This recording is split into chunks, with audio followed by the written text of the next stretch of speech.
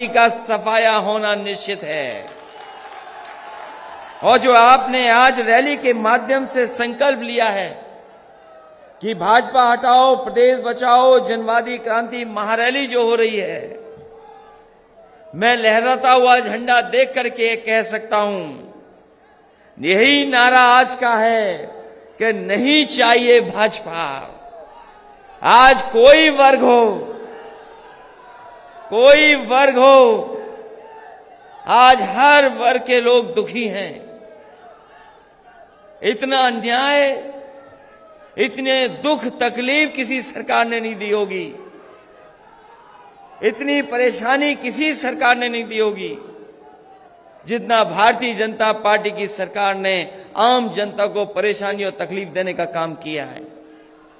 आप लोग यहां से चल करके आए हैं, प्रदेश के दूसरे हिस्से से चल करके आए हैं। जो लोग चले होंगे कई 6 घंटे में पहुंचे होंगे। हो सकता है जो बस से चले उन्हें ज्यादा समय लगा हो। रात भर चल करके आए हैं, अपनी तकलीफ अपनी परेशानी का सामना करते हुए आए हैं। और ये पहली बार इतना जन क्रांति का कार्यक्रम हो रहा है। मैं ये कह सकता हूं कि आने वाले समय में जो धोखा दिया है भारतीय जनता पार्टी ने, आपके समाज को जो धोखा देने का काम किया है, आपके समाज का जो हक छीनने का काम किया है, यही समाज के लोग मिलकर के डॉक्टर संजय सिंह चौहान के अपील पर भारतीय जनता पार्टी को उत्तर प्रदेश से हटाने का काम करेंगे। जिस मैदान में हम लोग यहां पर हैं, मैदान के बगल में हवाई अड्डा है। पहले ये सरकार का हवाई अड्डा होता था। जहां ये मैदान है और आते जाते हवाई जहाज आपने देखे होंगे।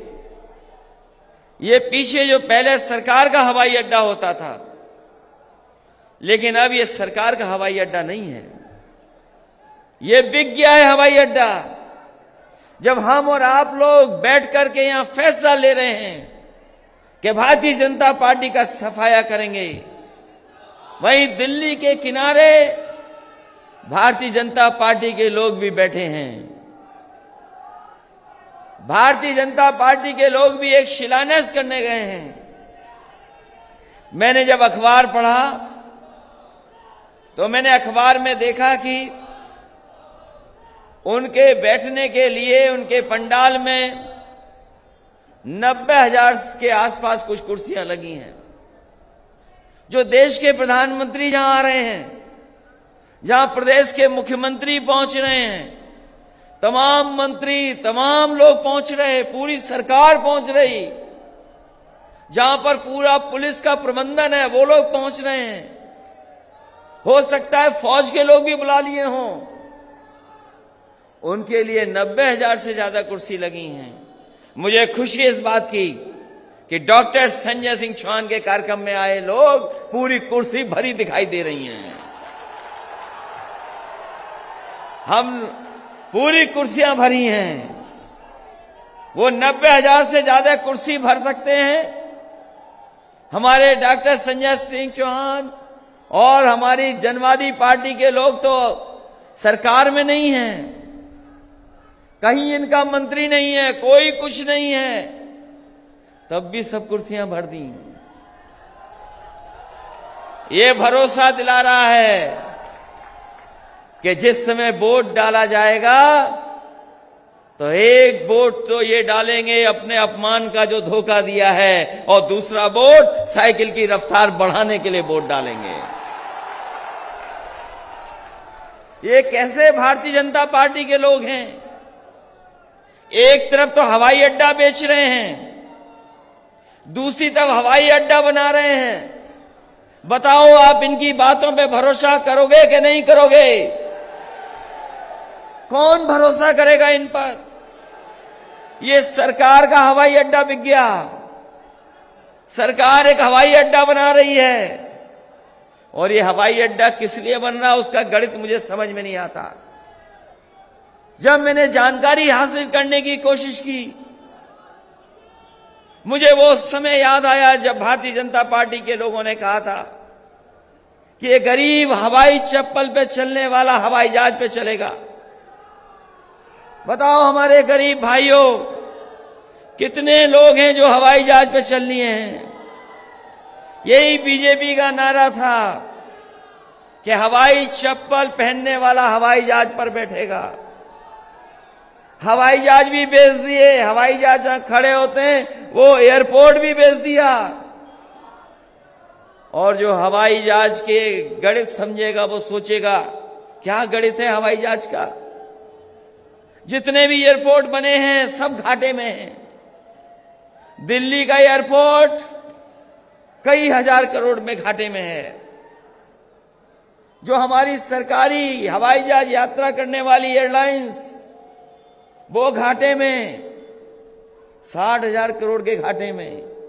हम लोग यहां से गिनते चले जाएं, आप बलिया और गाजीपुर पहुंच जाओगे, रुपया नहीं गिन पाओगे कितने घाटे में एयर इंडिया का हवाई जहाज है। जो प्राइवेट चल रही है वो भी घाटे में हैं। जो एयरलाइंस चल रही सब घाटे में हैं। तो सोचो, एयरपोर्ट घाटे में, हवाई जहाज चल रहा है वो घाटे में। तो ये भारतीय जनता पार्टी का गणित क्या है जो मुनाफा लोग कमा रहे हैं? क्या मुनाफा का गणित है?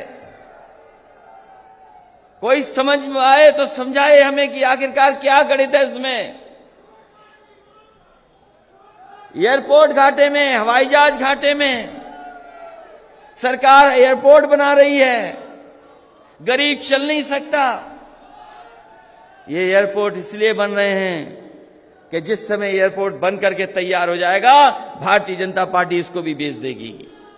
ये शिलान्यास हो रहा है इसलिए कल ये एयरपोर्ट इनको बेचना है। जिस देश में चीजें बिकने लगे, सरकारी संस्थाएं बिकने लगे, तो बताओ हमारे गरीब चौहान समाज के लोगों, जो बाबा साहब भीमराव अंबेडकर जी ने हमें अधिकार और सम्मान के लिए जो संविधान दिया था, अगर सरकारी चीजें बिक जाएंगी तो बताओ आने वाली पीढ़ी के भविष्य के बारे में क्या होगा? उनको नौकरी कौन देगा? उन्हें रोजगार कौन देगा? अगर सरकारी संस्थाएं बिक जाएंगी तो कौन देगा आरक्षण? कहां मिलेगी नौकरी?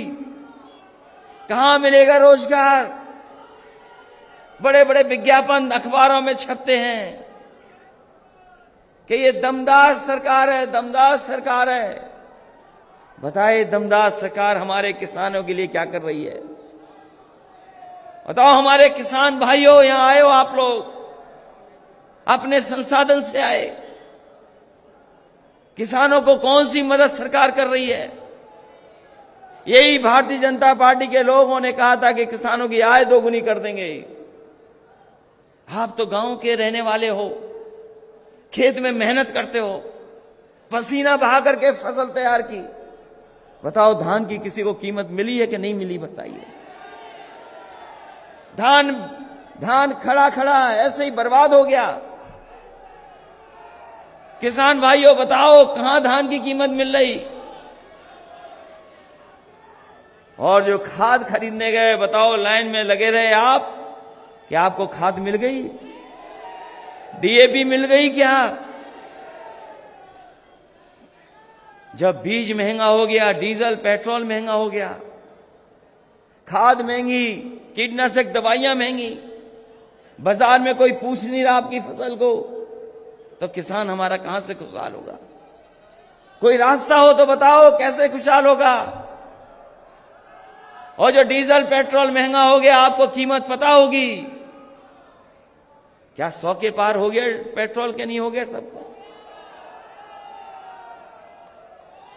और जिस समय महंगाई डीजल पेट्रोल की बढ़ती है, हर चीज महंगी हो जाती है, आप महंगाई को रोक नहीं सकते। कोई महंगाई रोक सकता है? ये भारतीय जनता पार्टी के लोग जो बड़े बड़े उद्योगपतियों की मदद करना चाहते हैं, वो कभी भी महंगाई नहीं रोक सकते। और आज जो बेरोजगारी है, महंगाई है, उसका कारण भारतीय जनता पार्टी की गलत नीतियां हैं। हमारे गरीब को पीछे कर दिया। नौजवान क्या भविष्य कुछ नहीं। बताओ नौजवानों, कहां नौकरी है आपके लिए? अगर नौकरी हो तो बताओ। और इधर पढ़ाई पूरी चौपट हो गई, बच्चों की भी पढ़ाई बर्बाद हो गई। इतनी पढ़ाई लिखाई कभी बर्बाद नहीं हुई होगी जितनी भारतीय जनता पार्टी की सरकार में पढ़ाई लिखाई बर्बाद हो गई। कोई नहीं पढ़ पा रहा है, ना अच्छी शिक्षा दे पा रहे।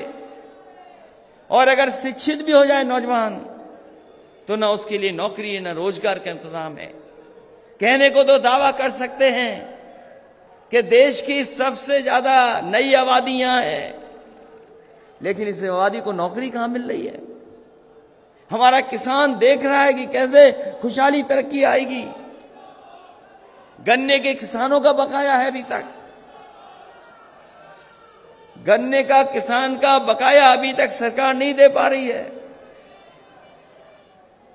डीजल पेट्रोल तो महंगा ही है, लेकिन जब बिजली का बिल आता होगा तो बताओ बिल से आपको करंट लग रहा कि नहीं लग रहा? कौन कम करेगा? अगर कोई कम कर सकता है तो वो समाजवादी लोग हैं। हम आपको भरोसा दिलाते हैं, उम्मीद से ज्यादा राहत देने का काम समाजवादी लोग करेंगे।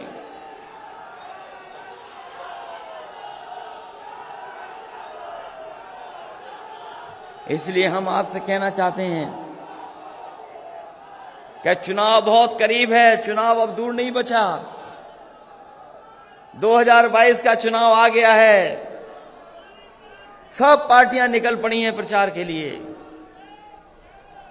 और इस समय जिस तरीके से समाजवादी पार्टी ने कोशिश की है सबको साथ लाने का, एक एक दल को जोड़ने का, उसी कड़ी में हमने आप लोगों को भी जोड़ने का काम किया है।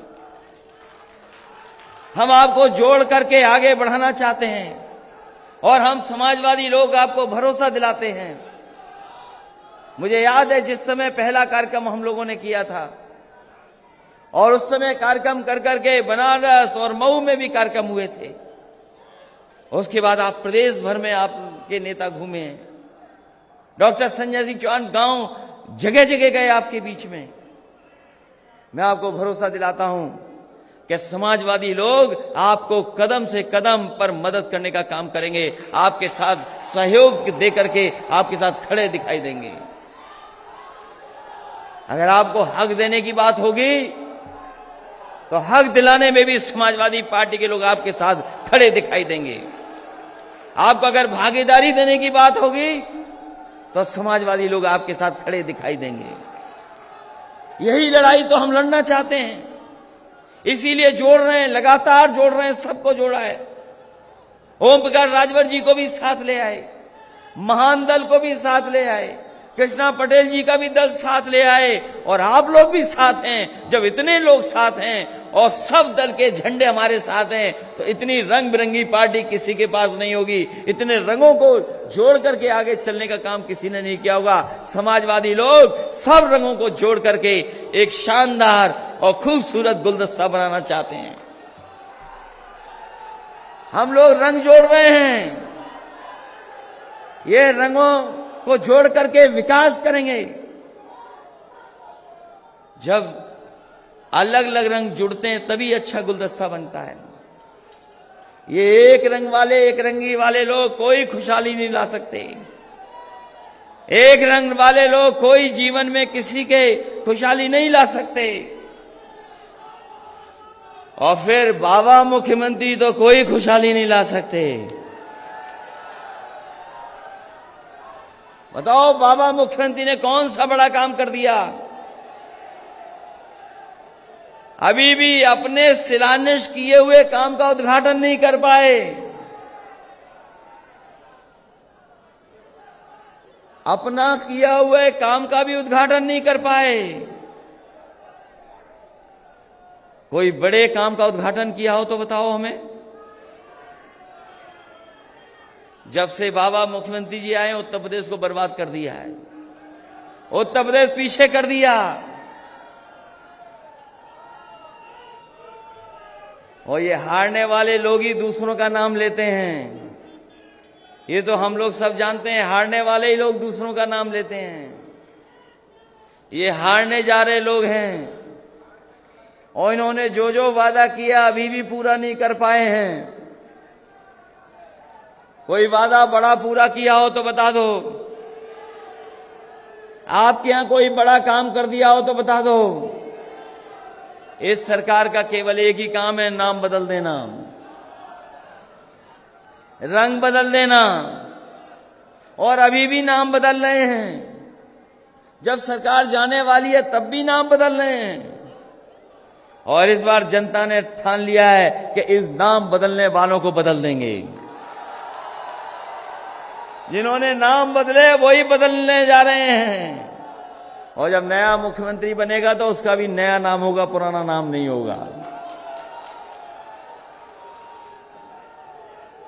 हालांकि आप लोग में से बहुत सारे लोग पूर्वांचल एक्सप्रेसवे से चल करके आए होंगे। बलिया और गाजीपुर, सुल्तानपुर, आजमगढ़, मऊ वाले लोग एक्सप्रेसवे से चल करके आए होंगे। ये एक्सप्रेसवे आपके लिए बना है। इसके किनारे मंडियां बननी थी, ये मंडी नहीं बनाए हैं अभी। और मंडियां इसलिए बनाना चाहती थी समाजवादी सरकार कि आपके खेत में जो पैदा होगा उसकी कीमत कहां मिलेगी? उसकी कीमत मंडी में मिलेगी। हम आपको भरोसा दिला के देना चाहते हैं कि जब समाजवादी सरकार बनेगी मंडियों को बेहतर करेंगे और कोई न कोई ऐसा ठोस कदम लेंगे कि किसान की लूट नहीं हो, जो पैदावार हो उसकी सही कीमत मिल जाए। अभी तो 3 कानून वापस लिए इन्होंने। 3 कानून इसलिए वापस लिए हैं क्योंकि इस बार किसान उन्हें गांव में घुसने नहीं देंगे। किसान उनका जवाब दे देंगे वोट से। इसीलिए 3 कानून वापस हो गए हैं। अभी 3 ही कानून वापस हुए हैं। अभी कोई ऐसा फैसला नहीं हुआ है जिससे हमारे किसानों को उनकी एमएसपी मिल जाए।